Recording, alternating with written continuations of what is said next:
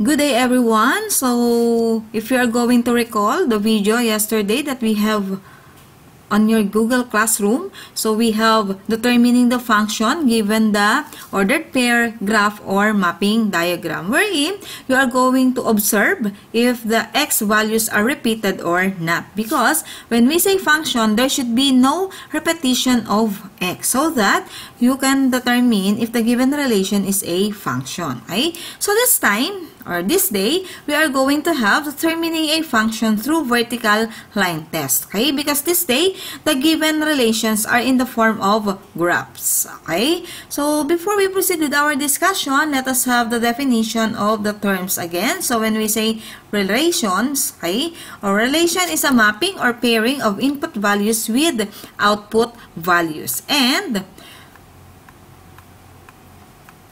that the set of input values is called the domain, while the set of output values is called the range. Okay? So a relation can be represented by a set of ordered pairs of the form x and y in parentheses, wherein in quadrant 1, we have x is greater than 0 or y is greater than 0, or the values of your x and y should be both positive. In quadrant 2, we have x is less than 0 and y is greater than 0, or your x is negative and your y is positive. While in quadrant 3, we have x and y should be less than 0, or both x and y are negative. Okay? And in quadrant 4, we have x is greater than 0 or y is less than 0, or your x is positive, your y is negative. Okay. So, what about functions? Okay. So, a relation as a function provided there is exactly one output for each input. Okay. It is not a function if at least one input has more than one output. Okay. So, in this slide, I have here the function machine. Of course, you are going to have the input or the domain. And then, using the function machine, you can have your output or your range in math. Okay? So, in order for a relationship to be a function, every input must have an output. Or, you can relate this with the correspondence. So, this is one-to-one correspondence. Okay? Another thing is that two different inputs can have same output. Okay? Or, you may have here the many-to-one correspondence. Okay? So, thank you for remembering the type of correspondence. Okay? So, I hope it is clear to you the type of correspondence.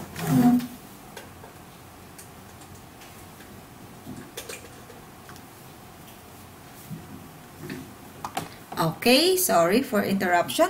So, I have here the question.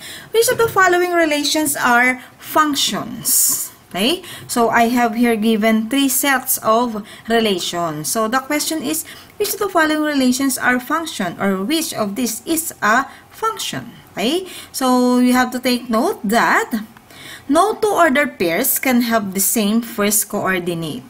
Okay, so you have to observe the x values or the first coordinate. Okay, so I hope you already have your answer. So the answer should be correct. It is set R, okay? Because our first coordinate here, or the x values, will be 9, negative 5, 2, and 3. So, letter S or set S is not a function because, as you have seen, 6 is repeated, okay? And in set T, it is not a function because, correct, Z is also repeated, okay? So, is that clear? Do you have any question? So, if you don't have, so let's proceed. Okay? Tell me if the relation is a function. Okay? So, this time, let us have mapping diagram. Okay? So, we have here the input and the output. So, the question is it a function? What should be your answer? Okay, so your answer should be yes, because each input is mapped onto exactly one output. Correct. Next, let's have another. Again, you are going to tell if the relation is a function. So, again, I have here a mapping diagram. Okay? You have to notice the set notation. Okay? So, is it a function or not? Your answer should be no. Yes, because input 1 is mapped onto both -2 and 1 as you have seen here. Okay, any question? Okay, so is this a function? Let's have again the ordered pair. So is it a check or a cross? Correct. It is a check. Okay, next, number 2 we have here. Okay, so observe. Is it a check or a cross? It is a cross. Correct. Next, number 3 we have. Is it a check or cross? Correct. It is a check. Okay, any question? So now, let's now proceed with the vertical line test. Okay, what do you mean by vertical? Correct. So, vertical line means standing line. Yes. Okay.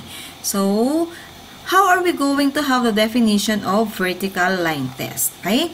So, in vertical line test, a relation is a function if a vertical line drawn through its graph passes through only one point.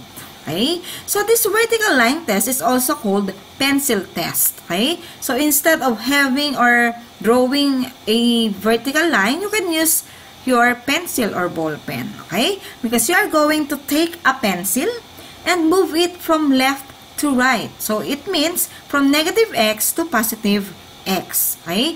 If it crosses more than one point, therefore, it is not a function. Again, using your pencil, if it touches only one point, it is a function.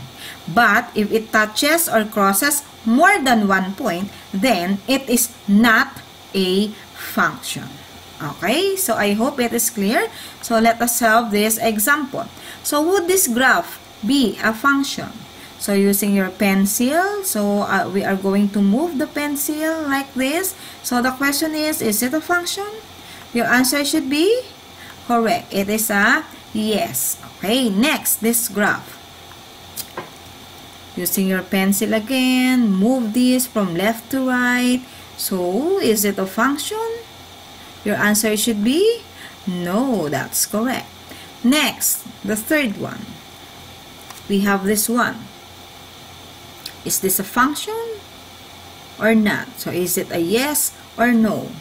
It is a correct. It is a yes. Okay? How about this one? Is it a yes or a no? Correct. It is a yes. Okay? Next, let's have this one. Is it a yes or a no? Your answer is yes. Okay.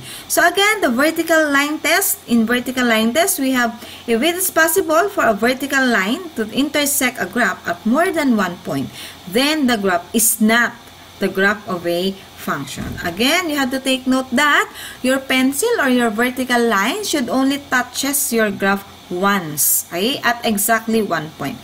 If it touches at more than one point or 2 points, okay, 2 or more points, so therefore it is not a function. Okay, so again, use the vertical line test to visually check if the relation is a function. Okay, so I will move the given line. Okay, so we have here, is it a function? Okay, so your answer should be no, because again, you have to take note that no 2 points should be on the vertical line. How about this one, this graph? Okay, if I am going to move, okay, so is it a function? Your answer should be correct. So your answer should be a yes. Okay, next. So I'm going to show you a series of graphs. I think it is 1 to 11 or 11 graphs. Okay, you are going to determine whether or not these graphs are functions. So you will just say yes or no. Okay, yes if it is a function, or no if it is not a function. Okay, so you do not need to draw the graphs in your notes. Okay, so just watch this. Okay, so number 1, is it a function? Yes or no? The answer should be correct, yes. Okay, next, number 2, we have this graph. Is it a function or not? Yes or no? It is a correct. It is a yes. Okay, next, number 3, we have this one. Yes or no? It is a no. Correct. Number 4, we have this one. Is it a yes or a no? Your answer should be yes, that's correct. Next, number 5, we have, is it a function or not? Yes or no? It is yes. Okay, your answer is no because you touches this graph in 2 points. So that's correct. Okay. Next, number 5, we have, your answer should be, okay, so that's correct. That is a yes. Okay. Number 7, we have, is it a yes or a no? That's correct. It is a big no. Okay, so obviously, since it is a vertical line, so obviously, you have repeated values of x. Okay, number 8, we have this one. Is it a yes or a no? It is correct. No. So again, we have here a vertical line, and also on this part, we also have vertical line. So it is a big no then. Okay? Number 9, we have a yes or a no. Correct. It is a yes. Next, number 10, we have, is it a yes or a no? It is no. Okay, correct. Because, so as you have seen, this blackened circle or closed circle means that they are plotted in the same value of x. Okay?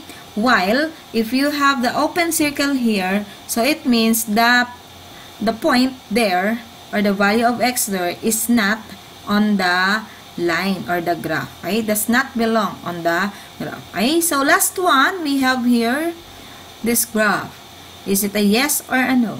It is correct. It is a yes. Okay? Because, even though they fall in the same value of x, but you have to take note that one is open circle and the other one is below is closed circle or blackened circle. On this side, they are both open circle, so that's why they are not included as the point. Okay? So, I hope it is clear to you because that ends our video. So, that's all for this day. Thank you and God bless.